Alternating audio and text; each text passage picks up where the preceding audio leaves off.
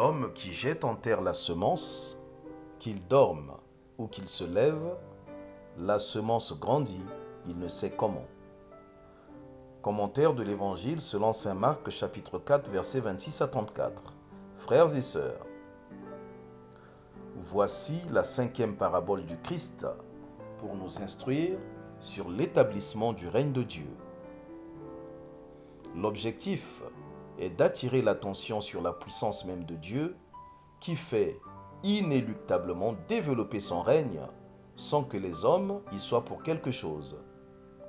D'où la comparaison avec le processus de croissance agricole, notamment celui du blé. D'elle-même, la terre produit d'abord l'herbe, puis l'épi, enfin du blé plein l'épi. Effectivement, tout se passe comme si personne ne s'occupait de cette plante, comme si le paysan se désintéressait de ce blé qu'il a semé. Pourtant, que le paysan s'en tracasse ou non, le blé pousse et se développe.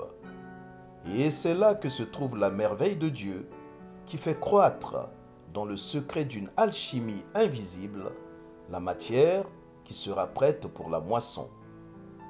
Cela revient à dire que le règne de Dieu est en marche, même si Dieu semble absent des événements du monde.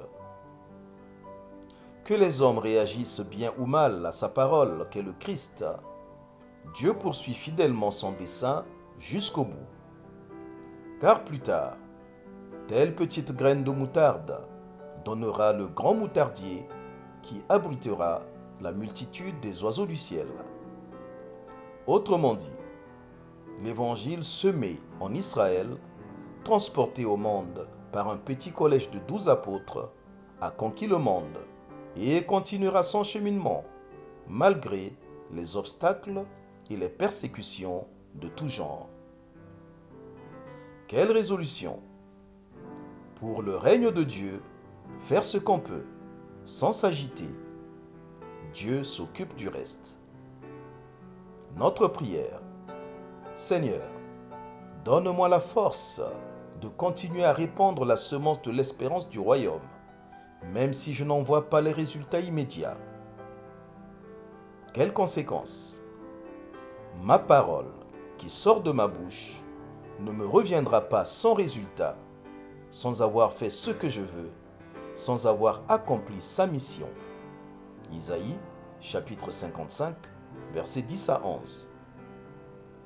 L'action de Dieu est présente, même si nous ne la voyons pas. Pluie de bénédictions, tout pour la gloire de Dieu.